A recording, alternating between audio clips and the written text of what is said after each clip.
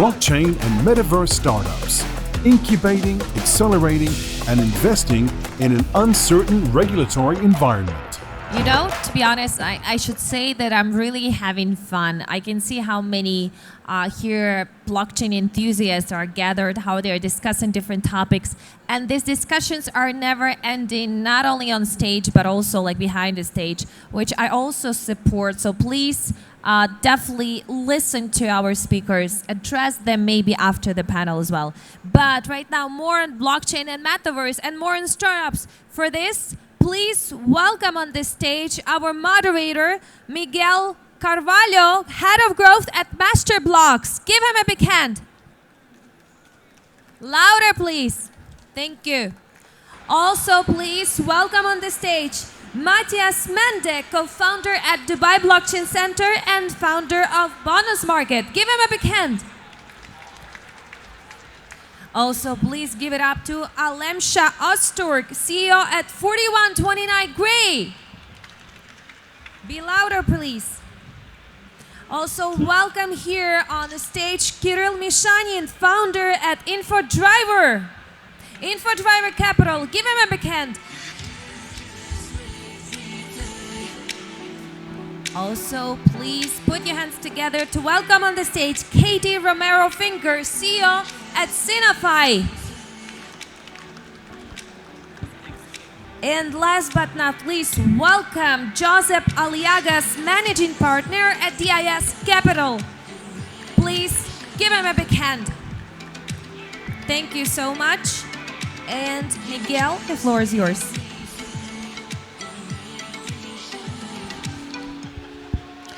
Thank you very much, everybody, for being present and being here to hear our speakers. I think that first we should start with a little introduction. So your background for the speakers to introduce themselves and for the people that is down here hearing them. You can start, Josep. You have to turn it on. Hey, sorry. Yeah. Thanks for inviting me and thanks for the introduction. Okay, just to let you know a bit about myself. I'm an investment banker. I live and work in Silicon Valley. My background, I started one of the first internet companies in 1994. I IPO'd a company. I did a 12 billion euro IPO in 2000. After that, I started one of the first mobile content, I would say, Internet 2 companies in the world, which I exited by selling to a London Stock Exchange company. And now I'm so glad to see that Web 3.0 is starting, and I see the same craziness that I experienced myself back in the 90s. And I mean, I'm here to understand what's going on. I'm here to learn about all of you guys and to share my experience as an old guy in the industry and to see if I can bring some of my experiences and share them with you. Thank you very much. Let's follow to the next. I'm Mende, founding member of the Dubai Blockchain Center, also entrepreneur and have different startups. One of them is Bonus Market, celebrity and brand token launchpad, but I would describe us more as a metaverse entertainment agency where we can make anything possible. Also decentworld.com, another metaverse project where the whole world got tokenized every single street and the experiences will be built, and with Web3 and all those things I'm also totally excited for the future. It's crazy. Hi, this is Alemsah. I actually have several hats. I'm in the creative industry for the last 25 years, so I'm running several big agencies in advertising. But apart from that, I'm a founder of one of the big NFT collections called Fluffy Polar Bears.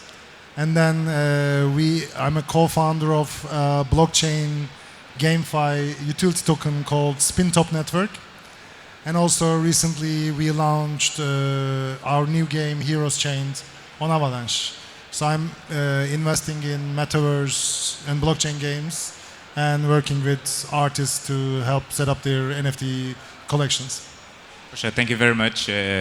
Metaverse is for sure used in play to earn and on game spectrum. Catie, please.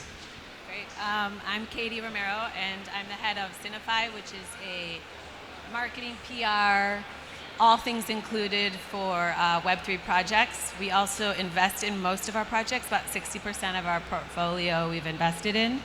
By the end of this year, we'll be a full-on VC, and we'll have invested in all of our projects, and then have the agency arm that takes those projects and kind of scales them up and brings them to market. We're also launching in 2 weeks an NFT, a female-led NFT company. One of the few women in Web3, and the mission for that is to get more women into Web3. So excited to be here with you guys and chat a little bit about Metaverse. Amazing. Thank you very much. Hello guys, my name is Kirill Mishanin. I am the co-founder of Infodriver Capital.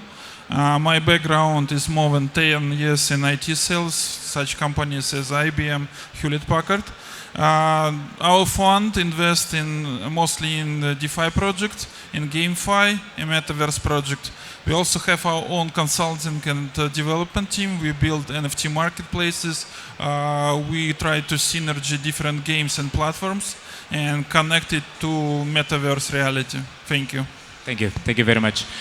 So I think that we should go for the first questions for Josep. Josep, from you, an experienced investor that has been from the internet for all the little steps, what drives you, for example, to invest in Web3 projects, in Metaverse projects? What future do you see, and what future uses do you see on it? Yeah, I would say that the first thing I look at when I invest in a company is the team, the founders. This is always the key in most of the startups, and this is the reason why most of the startups fail, because the founders are not getting along well, or they're not good enough. So of course we need to work always with projects which are different, which are bringing some value to the market, to the users. And I also look for projects that are profitable. There are a lot of companies, a lot of startups that are launching that they don't have a clear business model and they don't know how they will make money. I always focus myself on profits. So if the company is making profits, I'm sure I'm going to make money myself in the future. Of course. Thank you very much. What do you think that for companies that they don't have a long run roadmap, they don't have plans for the long future, what are the... Yeah, when I say profits, I don't mean being profitable in 2 or 3 years. I mean, I can wait 4, 5, 6 years till a company is profitable, or till a company makes a real difference in the society. So I need to look for companies that create some kind of impact, and profitable, as I said, doesn't mean needs to be profitable on the short term. I need to look for companies that have a long-term vision, and they're going to change and get a dominant position that will allow them to make profit. Thank you very much. What's your visions to all speakers about the Web2 companies that right now they want to get into this boom of Web3, they want to translate their Web2 companies to Web3? What is your vision about it? I think, if you look at Web2, it was all about mobile first, social and e-commerce. When you look at the Web3, it's more about decentralized, the new concept of ownership. And then with the Metaverse comes this new creator economy. And the difference is huge between these two worlds, because one is centralized, the other one is decentralized. And this new world, Web3, is mainly focused on the creator economy. So if you're part of it, you're either a collaborator or a partner, you're not just a customer. So in order to change the framework or infrastructure of a Web2 company into a Web3 company, you have to build it from bottom to top again, basically, because the philosophy behind the Web3 is totally different from the Web2. So what I'm seeing right now, some companies are doing like they are trying to do it, but what they are doing is just putting some shiny words and some shiny visuals about their Web2 company trying to look like Web3. A true Web3 company should be based on a decentralized model as a functional legal organization as well. That's why we have the concept of DAO. That's why we have the concept of tokens, ownership, and the whole, blockchain structure. I think if you look at the NFT collections or the tokens like Lit, which is a cultural DAO backed by Hollywood, if you look at those, they are giving us an example of how a Web3 company based on community and based on a mutual decision system works.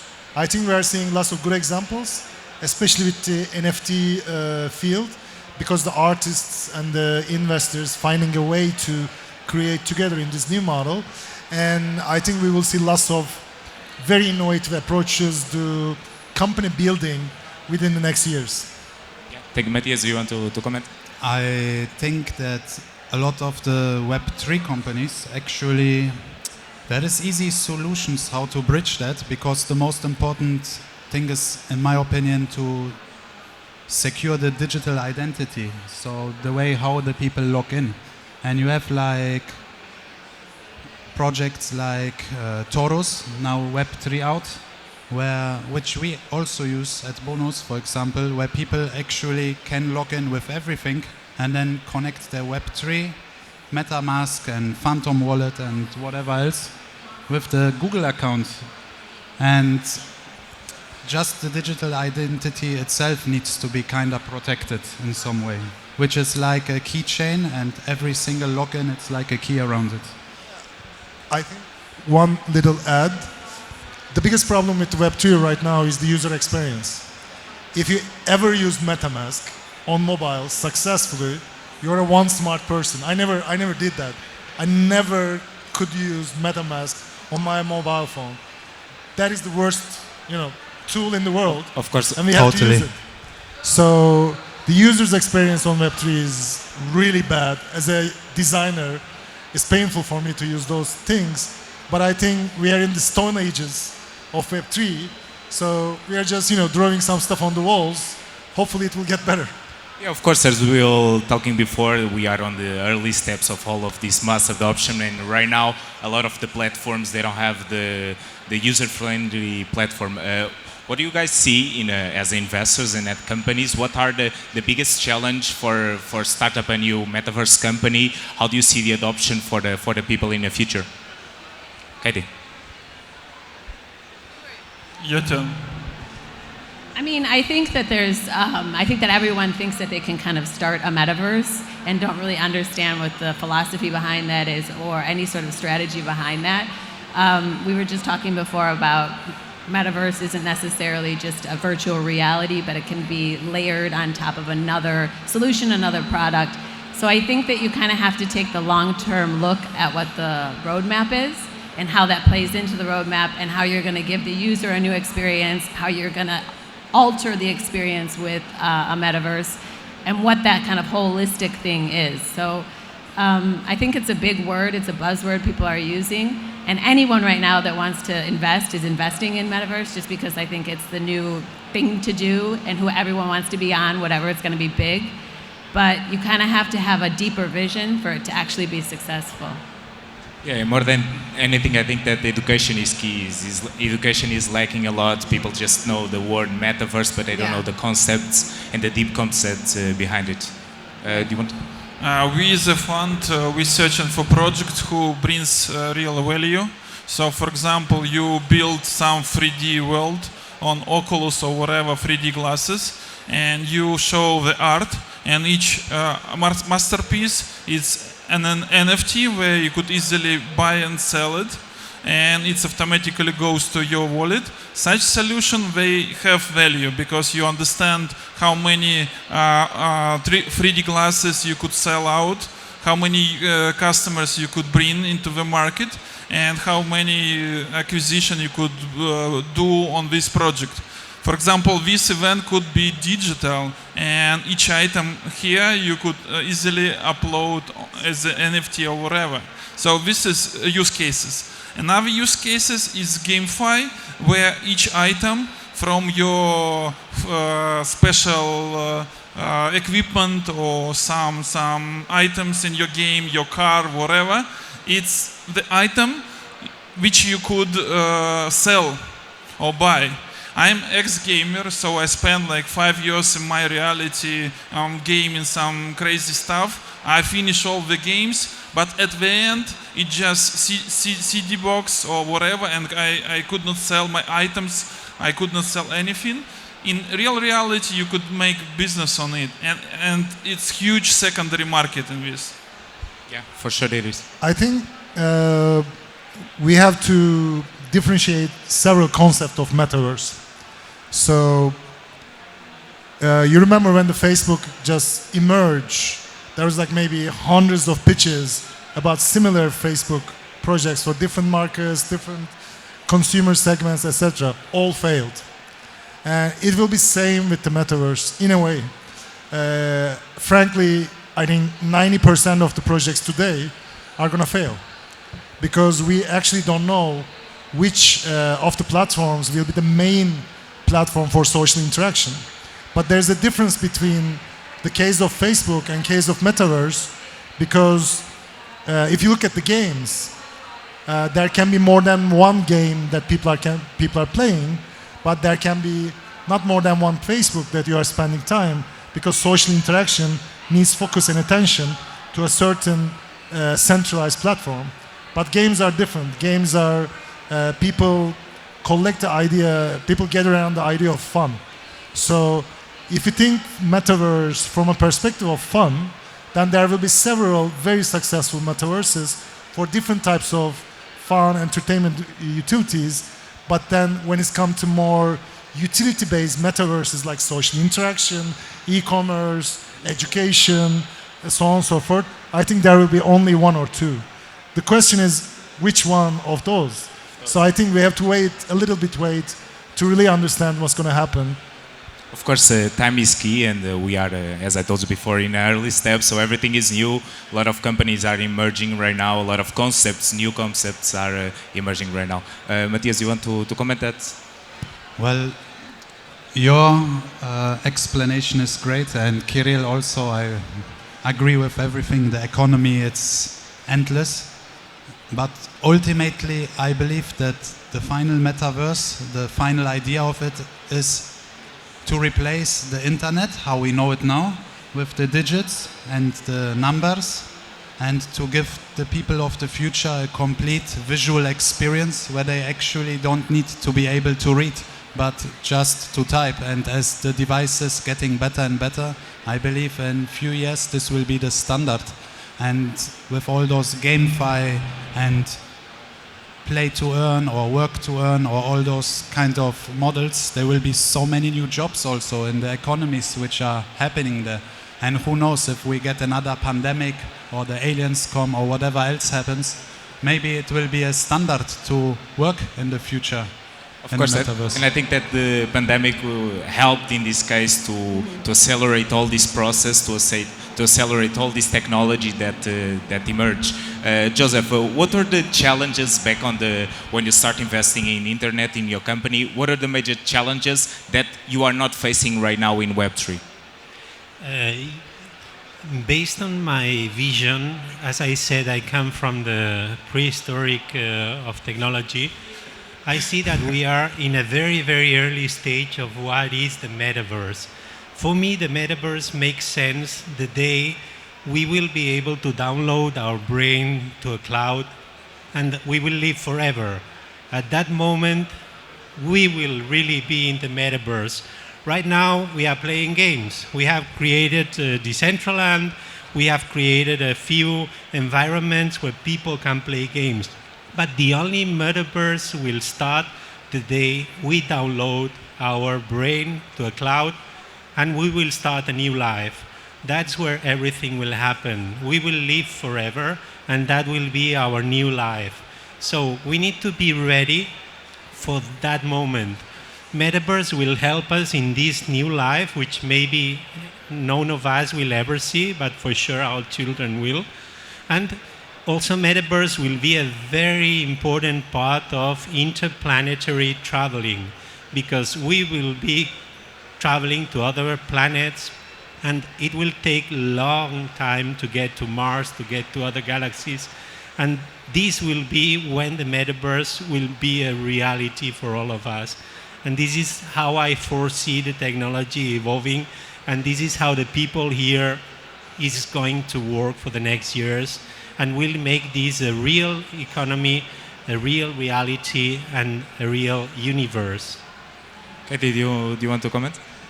Yeah, I was just going to say that might be the case, but I think that's a long ways off. And between then and where we are today, I think it's more about user experience, a little bit what you were saying in terms of experience something on a new level, but we're still human. We still need to feel things. I don't want to travel in the metaverse to the beach. I want to feel the sand on my feet. So I think we have to still remember that we still have, there's a human aspect that we can't completely leave behind. And don't you think that the evolution of the technology will not change in a way that you will be able to stimulate that kind of sensations on your brain? Yeah, but sensation is one thing, but for me, it's too far off. I still need to touch something, and emotion is one thing, but physicality is another. I don't know. But you should also know that what you feel is just the impulses sent by your brain. And then it but basically you're tells making you. it so intellectual. No, Emotion isn't always intellectual. It is how it works. If you put a virtual headset and try to sit at the beach. Try to walk in a cliff and try to jump.